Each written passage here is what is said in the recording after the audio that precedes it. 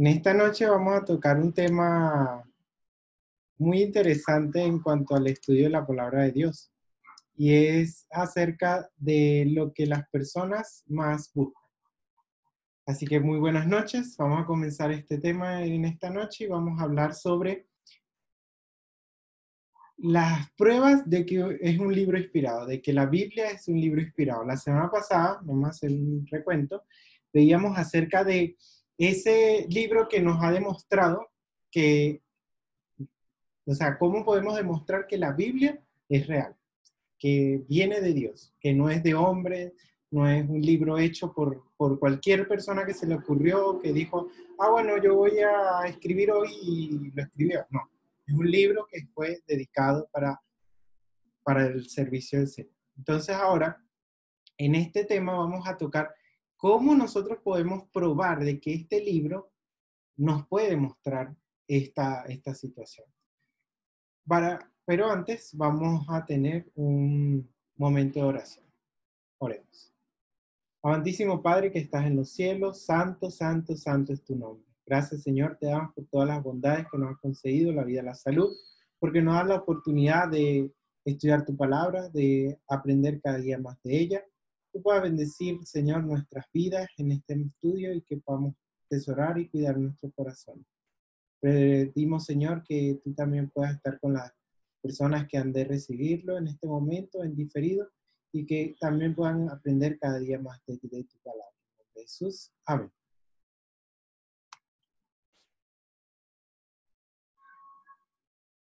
El hombre, desde el principio de su existencia, ha querido siempre tratar de saber el futuro. En la actualidad, muchas personas tratan de averiguar el porqué o sea, qué es lo que ha de venir después. Más que todo, por lo menos hace poco salió un estudio de la parte de la ansiedad y el estrés.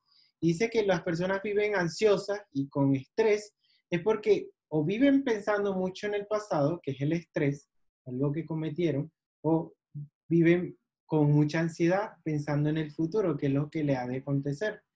Y lastimosamente en la sociedad siempre está metido esta situación. Y más que todo por eso, y por eso es que vemos que existe tanto el horóscopo, vemos los videntes, el tarot, los chamanes, que dicen, entre comillas, la verdad. Tratan de demostrarle a la sociedad que están eh, diciendo qué te ha de acontecer. Muchas personas en la mañana compran el periódico tratando de investigar si esas cosas que están allí le van a acontecer, tratando de saber qué es lo que tiene preparado la vida para ellos.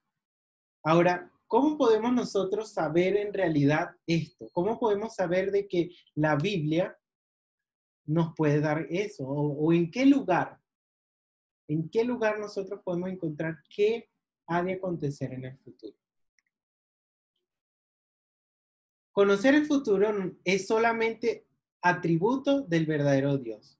Solo Él puede determinar eso, porque Él es un Dios omnipresente que conoce el pasado, conoce el presente y conoce el futuro. Una persona es una persona que sabe todo lo que ha de acontecer en la vida de la humanidad. Entonces, para que nosotros podamos determinar qué nos ha de acontecer, debemos conocer al amo o el que conoce el futuro, y este es el verdadero Dios, solo uno. ¿Cómo podemos corroborar esta situación? Lo podemos ver en Isaías 46, 9 al 10, y dice, acordaos de las cosas pasadas desde los tiempos antiguos, porque yo soy Jehová, o yo soy Dios, y no hay otro Dios, y nada hay semejante a mí, que anuncio lo por venir desde el principio y desde la antigüedad, lo que aún no era hecho. Que digo, mi consejo permanecerá y haré todo lo que quiero. Entonces, no existe otra persona, no existe una persona que te lea las cartas, no existe un periódico donde te muestre el horóscopo del futuro, solo Dios puede hacerlo. No hay semejante a mí que anuncia el porvenir desde el principio. Desde el principio Dios nos ha demostrado el porvenir. Ahora se podrían estar preguntando, ¿cómo lo ha hecho? ¿Dónde ha demostrado eso? Entonces, en el transcurso de esta clase, nosotros vamos a poder determinar cómo Dios lo ha demostrado. Cómo Dios demuestra de que estas cosas sucedieron y fueron profetizadas antes. Todo lo que ha acontecido en la humanidad no ha sido sin que antes Dios lo demuestre. ¿Cómo lo podemos demostrar? Isaías 42:9 dice, he aquí se cumplieron las cosas primeras y yo anuncio cosas nuevas. Antes que salgan a luz, yo os la haré notorias. Entonces, cada texto de la Biblia nos va demostrando esas cosas. Nos van demostrando de que Dios demuestra o Dios nos muestra las cosas que han de suceder antes de que el sol amanezca. O sea, el sol se levante cada mañana. Ya Dios sabe qué ha de acontecer para cada una de nuestras vidas. Empecemos ya a entrar en detalle para poder demostrar el por qué la Biblia sí ha profetizado acontecimientos antes de que sucedieran. Si veíamos en la clase anterior, les hacía comentarios acerca de que Dios profetizó la venida de una persona 400 años antes de que él apareciera. Entonces, vamos a ver cuánta distancia había entre una profecía y una ciudad, o cómo fue estos cumplimientos de la profecía. Empecemos por la ciudad de Tiro. ¿Qué profecía fue dada contra esta gran ciudad? ¿Cuál fue esa profecía? ¿Y cómo podemos ver su cumplimiento? Ezequiel 26, 3 al 5 hace la referencia. Por tanto, así ha dicho Jehová el Señor. He aquí yo estoy contra ti, oh Tiro, y haré subir contra ti muchas naciones, como el mar hace subir sus olas, y demolerán los muros de Tiro, y derribarán sus torres, y barreré de ella hasta su polvo, y la dejaré como una peña lisa. Tendedero será en medio del mar, porque yo he hablado, dice el Señor, y será saqueada por las naciones. Entonces vemos ya aquí un cumplimiento hacia esta profecía.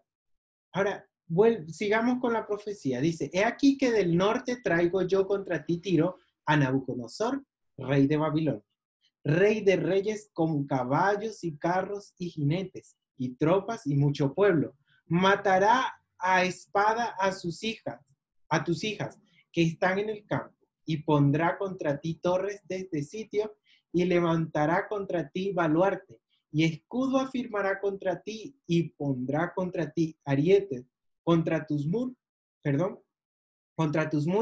y tus torres destruirá con hachas. Seguimos con la profecía. Y robarán tus riquezas y saquearán tus mercaderías. Arruinarán tus muros y tus casas preciosas destruirán. Y pondrán tus piedras y tu madera y tu polvo en medio de las aguas. Y haré cesar el estrépito de tus canciones y no se oirá más el son de tus cítaras. Y te pondré como una peña lisa, y tendedero de redes serás, y nunca más será edificada, porque yo soy Jehová, he hablado 10, dice Jehová el Señor. Ya aquí vemos entonces ya una profecía un poco más explícita de lo que iba a acontecer, pero se podrían estar preguntando, ¿cómo podemos corroborar de que se cumplió o corroborar de que fue hecho antes de que se cumpliera? Vamos ahora a los hechos históricos. En el cumplimiento de la profecía se nos dice que Nabucodonosor sitió a Tiro durante 13 años y la abandonó. Entonces ya empezamos a ver un hecho histórico de esta profecía. Tiro, como vemos en el mapa, se encontraba justo enfrente de la costa y aparte había una isla. Tiro la sitia Nabucodonosor la sitia por 13 años. Y entonces hace que los habitantes de Tiro huyan hacia esa colina o esa pequeña isla enfrente de la costa para poder huir del rey. Nabucodonosor la abandona y ahora podemos ver algo. Dice que Dios dijo en su profecía, cuando lo estamos viendo, dice que iban a barrer la ciudad, la iban a destruir, la iba a dejar como peña lisa, pero iba a utilizar esa tierra y la iba a explayar, la iba a tirar hacia el mar. Dice que 200 años después de Nabucodonosor, Alejandro Magno construyó un terraplén usando los escombros que Nabucodonosor había dejado hasta su polvo y fue echado al mar. En 7 meses logró conquistar la península de Tiro. Entonces, vemos el cumplimiento de la profecía. 200 años después de que Nabucodonosor, y Ezequiel escribió unos 200 años antes de Nabucodonosor. Entonces ya estamos viendo el cumplimiento de las profecías más explícitas en este momento. En 7 meses se cumplieron una profecía.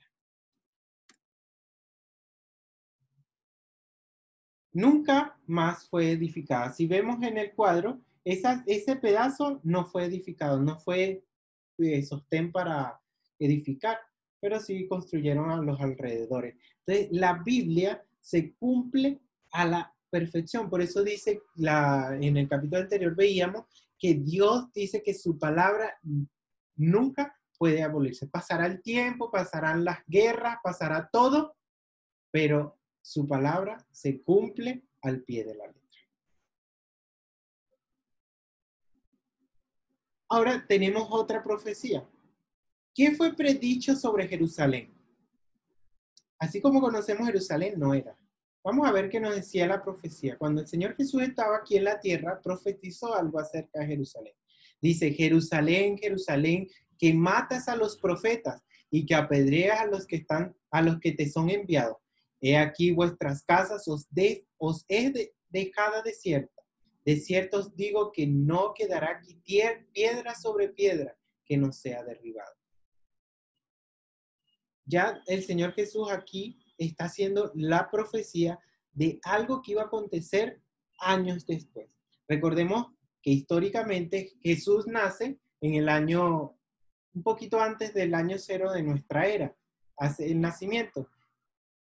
Y la profecía la hace como en el 31 después de Cristo, y ya mucho tiempo después, como unos 50, 60 años después, se cumple la profecía. Si ven, ahí tendremos como 40 años después de esa profecía se cumple. Dice, en el año 70 después de Cristo fue sitiada la ciudad de Jerusalén por los romanos. El general Tito había ordenado que el templo no fuese destruido por contener valiosos tesoros. Miren cómo se cumple. Pero, no obstante, en la furia de la lucha, un soldado romano lanzó una tea encendida y se produjo allí en el templo un terrible incendio. Lo podemos ver allí en ese cuadro representado en el saqueo de Roma en el año 70 después de Cristo por las tropas de Tito.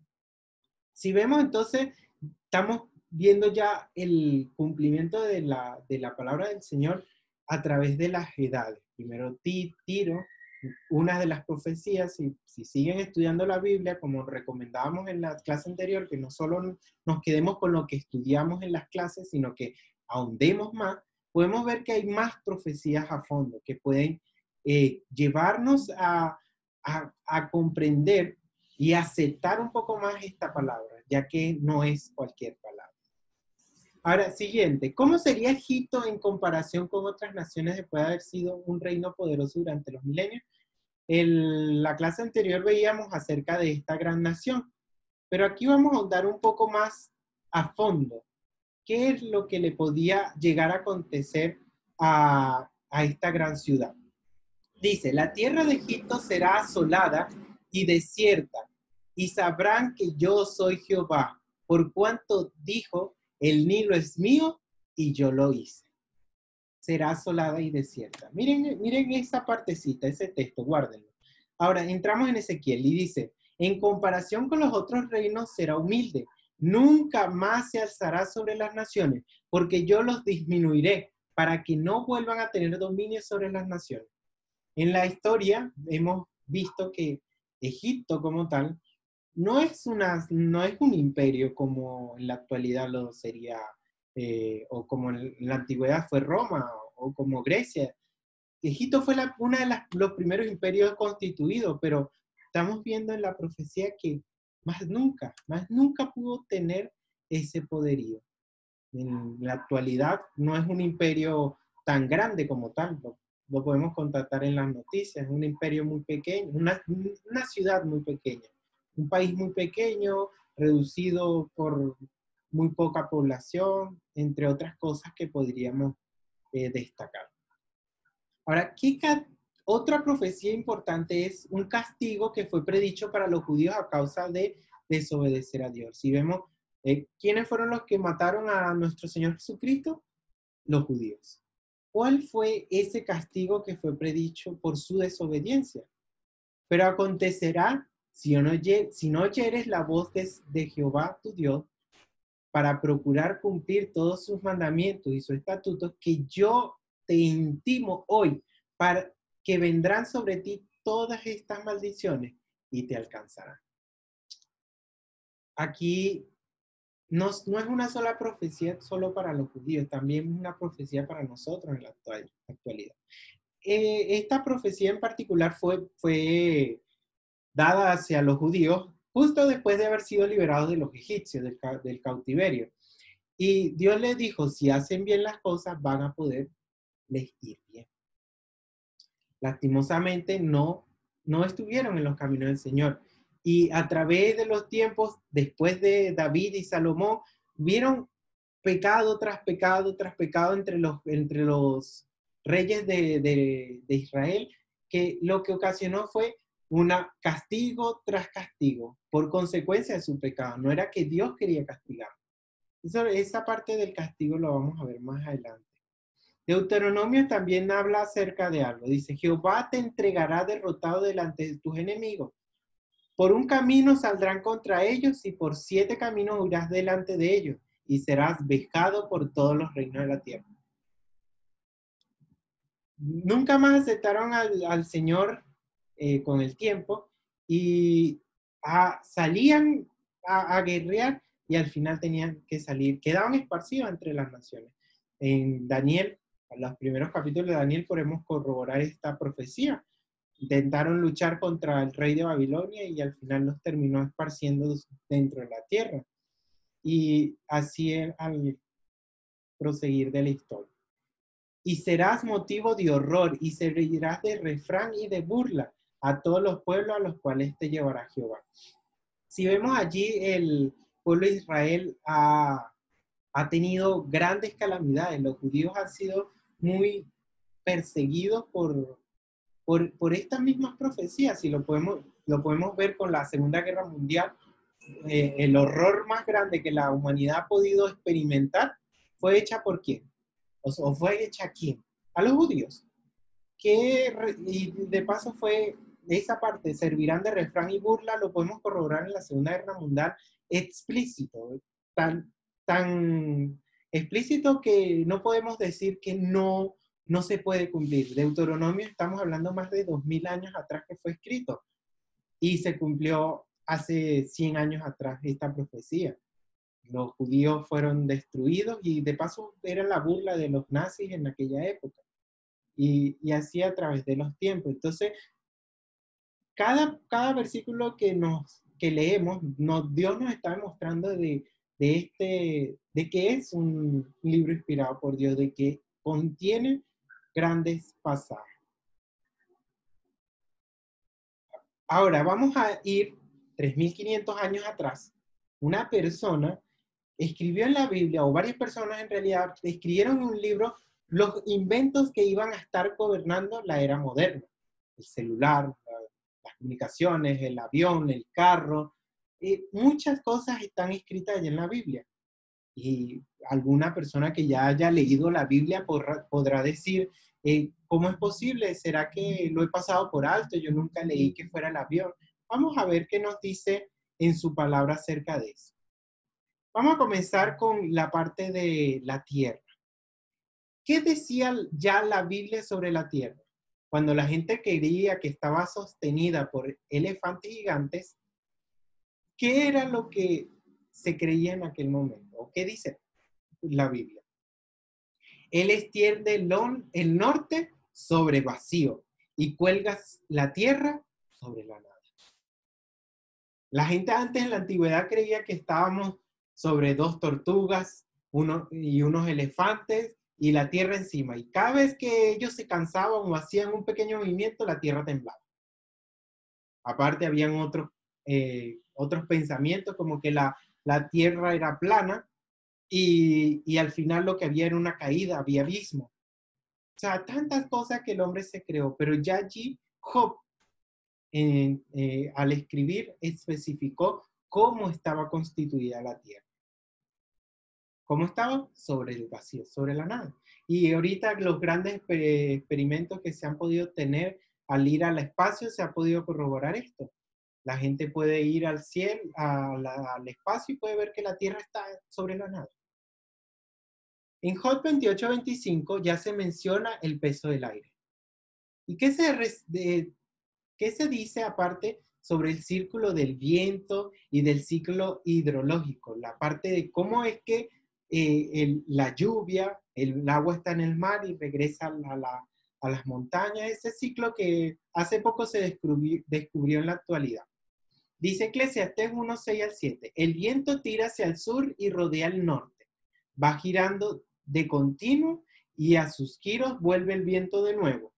Los ríos todos van al mar y el mar no se llena. Al lugar de donde los ríos vinieron, allí vuelven para correr de nuevo. Entonces ya Eclesiastés está haciendo referencia a ese ciclo. El río recorre todas las planicies, la tierra y cae al mar. Y en el mar se evapora el agua y vuelve a llover al principio del río y vuelve a hacer este recorrido.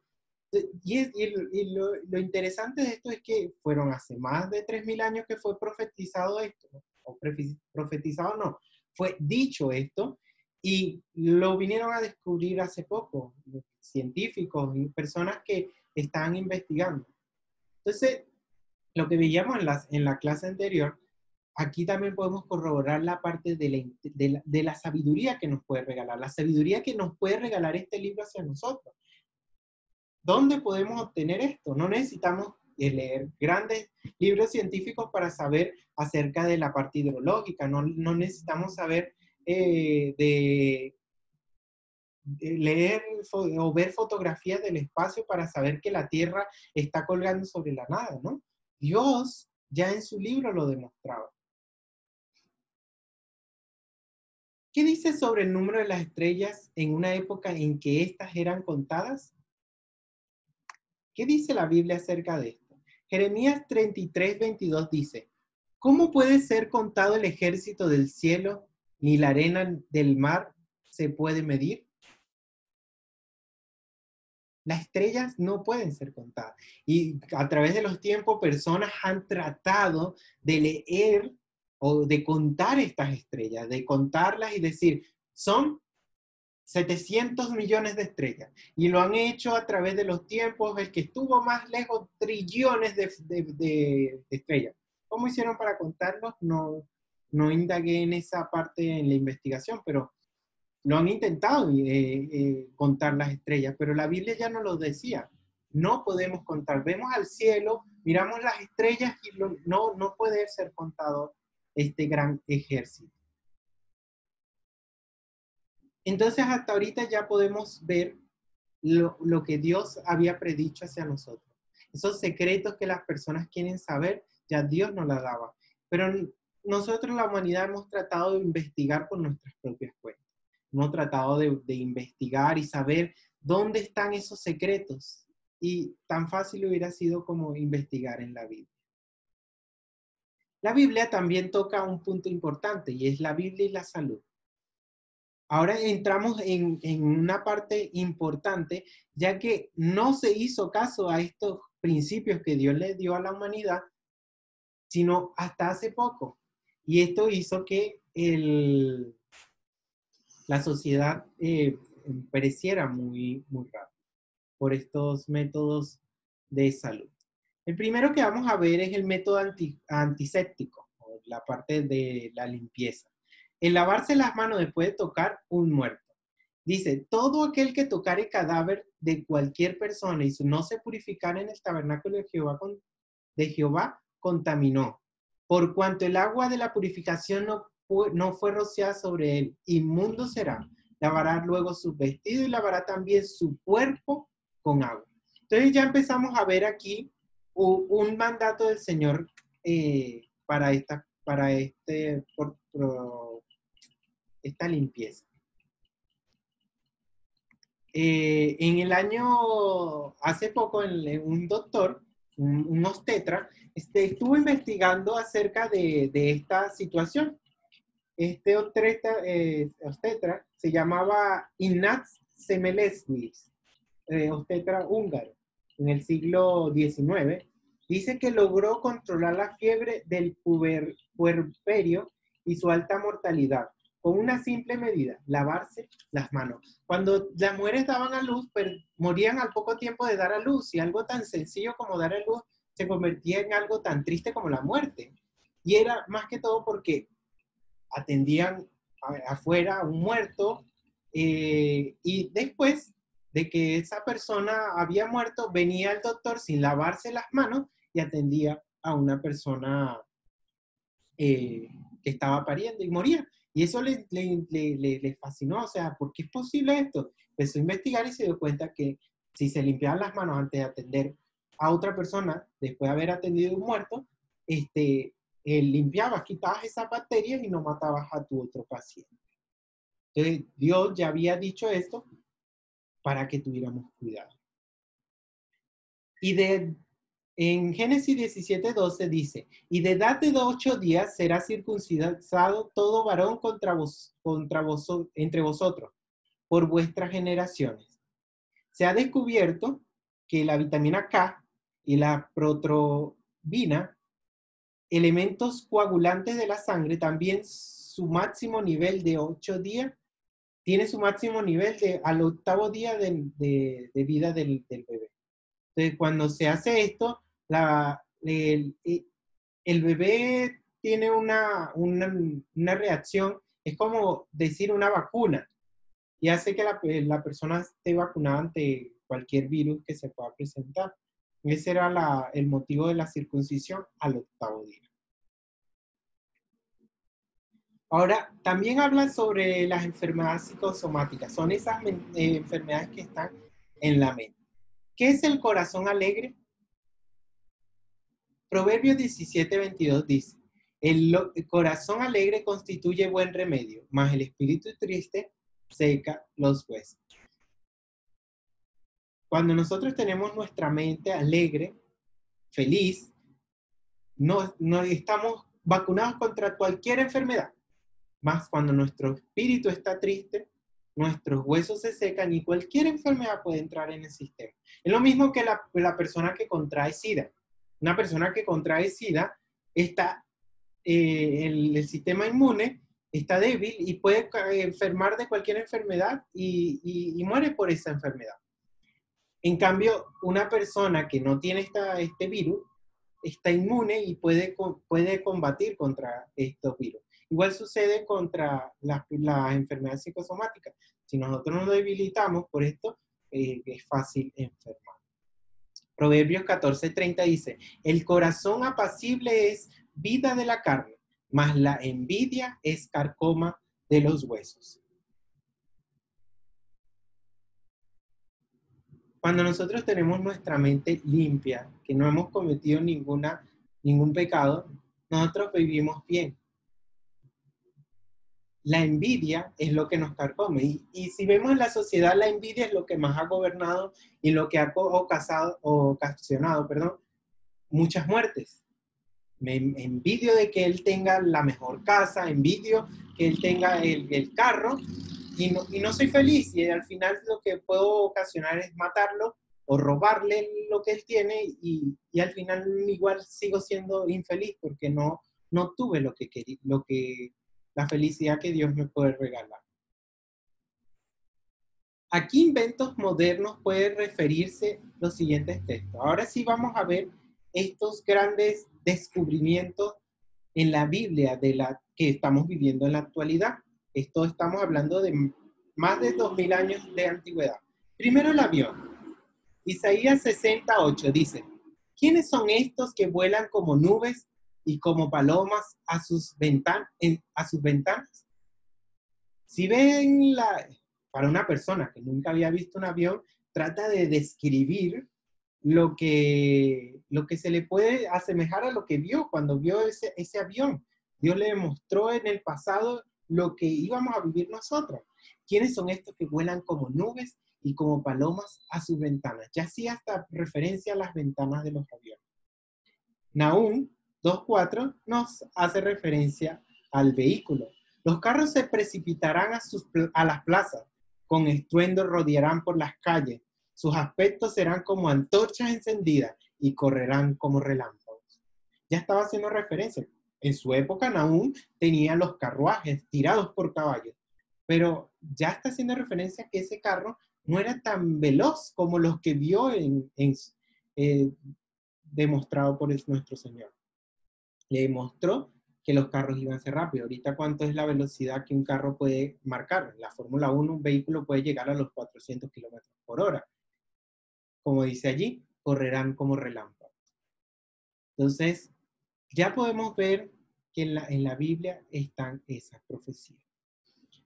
Como le decía en la clase anterior, aparte de esas profecías importantes en la Biblia, del ciclo del agua, de las profecías de grandes ciudades que han caído, que tocamos solo dos, hay muchas más que les invito a que lean en la Biblia.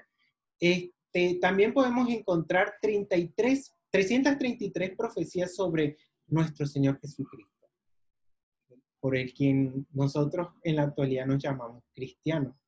Dice, escrita 1600 años o a 600 años antes de su nacimiento.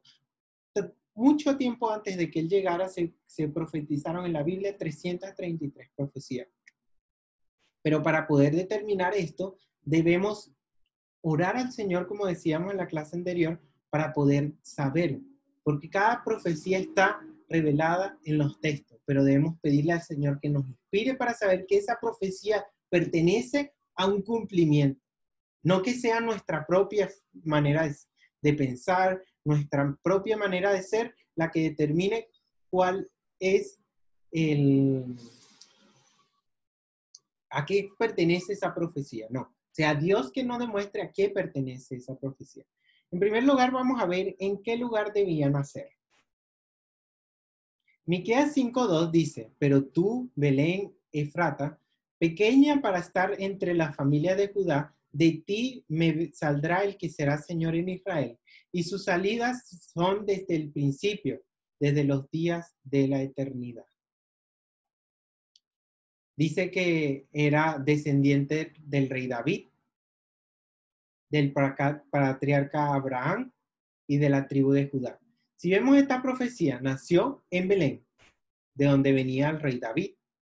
Era descendiente de él. David a su vez era descendiente de Abraham y era a su vez descendiente de la tribu de Judá, de los judíos. Entonces ya estamos viendo esas especificaciones que lo podemos buscar en la historia. Buscamos al Señor Jesús hasta en Wikipedia y podemos corroborar que Él viene de esos linajes. Otra cosa que tenemos que tener presente es que nuestro Señor Jesucristo vivía antes y después.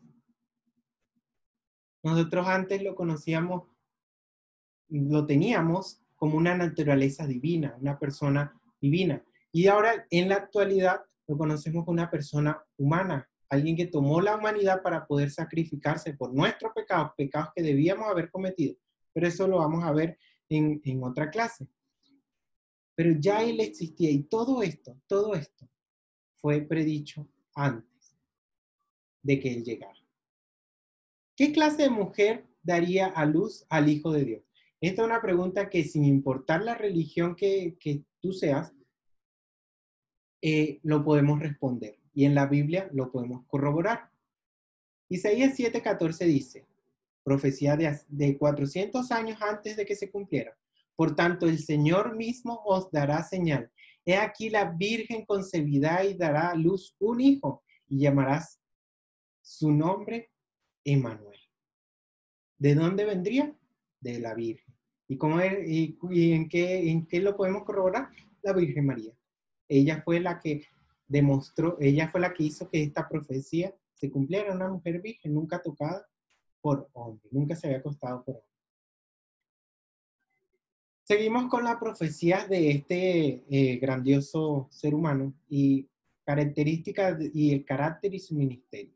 Isaías nos menciona acerca de este carácter, cómo iba a ser su carácter. He aquí mi siervo, yo le sostendré, mi escogido, en quien mi alma tiene contentamiento. He puesto sobre él mi espíritu. Él traerá justicia a las naciones. No gritará, no alzará su voz, ni le hará oír en las calles. Una persona pasible, calmada, una persona que al hablar se le entendía sin necesidad de gritar. Como en la actualidad, ahorita cuando vamos al supermercado todo el mundo está gritando, si lo golpeas en el metro te grita. No, era una persona pasible, calmada. Un rasgo de carácter que deberíamos tener nosotros o ir cultivando para lograr este carácter. No quebrantará la caña cascada, ni apagará el pábilo que ahumeare. Por medio de la verdad traerá justicia. No se cansará ni desmayará, hasta que se establezca en la tierra justicia y las costas esperarán su ley. Yo, Jehová, te he llamado en justicia y te sostendré por la mano. Te guardaré y te pondré por pacto al pueblo, por luz de las naciones, para que abran los ojos de los ciegos, para que saques de la cárcel a los presos y de las casas de prisión a los que moran en tinieblas. Aquí ya estamos viendo esa profecía, la podemos ver en el cumplimiento cuando el Señor Jesús llegó, predicaba, sacaba a las personas de la oscuridad, les daba luz a las naciones, sanó a los ciegos, sacó a las personas de la cárcel, pero no una cárcel física, sino una cárcel espiritual, porque cada vez que nosotros pecamos contra Dios, nosotros entramos en una cárcel autoinfligida. Le vamos dando rienda suelta a Satanás para que gobierne nuestro ser. Y Dios vino para hacernos libres. Algunas características de su carácter y ministerio es su mansedumbre, una persona justa, compasivo y libertador. Entonces, eso lo podemos ver, lo vimos en estas citas bíblicas. Cosas que fueron profetizadas 1600 a 600 años antes de su venida. Según la profecía, ¿cuál sería el precio de la traición de que sería objeto? ¿Cuál sería el precio? Dice en Zacarías, y les dije, si os parece bien, dadme mi salario, y si no, dejadlo. Y pensaron por mi salario 30 piezas de plata. Cumplimiento en Judas, cuando entregó al Señor Jesús, dijo, ¿cuánto me dan? 30 piezas de plata. Cumplido a la perfección. La profecía de Isaías, escrita 700 años antes, ¿qué dice sobre la vida, pasión y muerte de Jesús? Isaías 53, 1, 12 dice, ¿quién ha creído a nuestro anuncio y sobre quién se ha manifestado el brazo de Jehová? Subirá cual renuevo delante de él, y como la raíz de tierra seca, no hay parecer en él, ni hermosura, le veremos más sin atractivo para que le deseemos. Despreciado y desechado entre los hombres, varones de dolores, experimentado en quebranto, y como que escondidos de él el rostro, fue menospreciado y no lo estimamos. Ciertamente llevó él nuestras enfermedades y sufrió nuestros dolores, y nosotros le tuvimos por azote, por herido de Dios y abatido. Mas él herido fue por nuestras rebeliones, molido por nuestros pecados. El castigo de nuestra paz fue sobre él, y por su llaga fuimos nosotros curados. Todos nosotros nos descarriamos como ovejas, Cada cual se apartó por su camino, mas Jehová cargó en él el pecado de todos nosotros. Angustiado él y afligido, no abrió su boca, como cordero fue llevado al matadero, y como oveja delante de sus trasquiladores enmudeció, y no abrió su boca. Por cárcel y por juicio fue quitado, y su generación, ¿quién la contará? Porque fue cortado de la tierra de los vivientes, y por la rebelión de mi pueblo fue herido. Y se dispuso con los impíos su sepultura, mas los ricos fue en su muerte, aunque nunca hizo maldad, ni hubo engaño en su boca. Con todo esto Jehová quiso quebrantarlo, juntándole a padecimiento, cuando haya puesto su vida en expiación por el pecado. Verá linaje, vivirá por largos días, y la voluntad de Jehová será en su mano prosperada. Verá el fruto de la aflicción en su alma, y quedará satisfecho por su conocimiento. Justificará a mi siervo justo a muchos, y llevará las iniquidades de ellos. Por tanto, yo le daré parte con los grandes, y con los fuertes repartirá despojo, por cuanto derramó su vida hasta la muerte, y fue contado con los pecadores, habiendo él llevado el pecado de muchos, y orado por los transgresores. Si vemos en esta profecía de Isaías, todo el cumplimiento fue llevado al matadero, como oveja, calladito, no dijo nada, nunca se quejó, nunca fue oído en su palabra maldición, más bien pidió perdón al Señor por sus asesinos, de sus verdugos, pidió perdón. Aparte de eso, dice que se dispuso entre los impíos sepultura. Él no pudo tener su propia sepultura, comprar un lugar donde fallecer, donde lo enterraran, donde pusieran su cuerpo inerte. No, los impíos tuvieron, las personas que estaban allí tuvieron que disponer el sepulcro para nuestro Señor. Nunca se hubo grande. Aparte de eso, podemos ver otras profecías como que sus vestidos fueron repartidos, hicieron sorteos sobre él a ver quién se quedaba sobre su vestido, porque era un vestido fuerte. En conclusión, nuestro Señor Jesucristo está plasmado en la Biblia. Su linaje, de quién iba a venir, quién lo vendió, su sufrimiento, su muerte. El Señor Jesucristo es el Hijo de Dios. La Biblia es la palabra de Dios.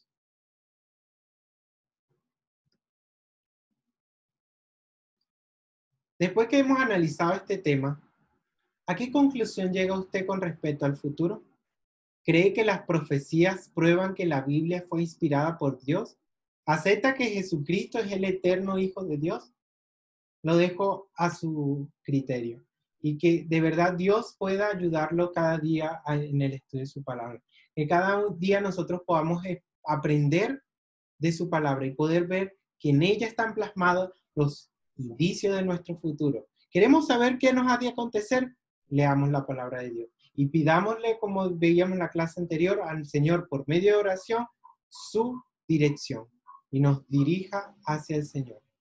Gracias al Señor por revelarnos el futuro. Oremos para culminar esta clase. Amantísimo Padre que estás en los cielos, santo, santo, santo te damos gracias, Señor, por la oportunidad que nos das de estudiar tu palabra. Tú puedas bendecir a las almas que han estado escuchando este tema y que podamos cada día nosotros acercarnos más a ti. Bendícenos, Señor, y que cada día al estudiar tu palabra podamos ver esos indicios que tú tienes preparados para nosotros y prepararnos para ese futuro que tú tienes preparado para nosotros. Perdona nuestros pecados y ayúdanos a amarte y a servirte de todo corazón. Amén. Dios te bendiga, querido amigo. Y para la próxima clase, próximo tema, vamos a tocar el siguiente tema. ¿Cuál es la causa de tanto sufrimiento? En la actualidad,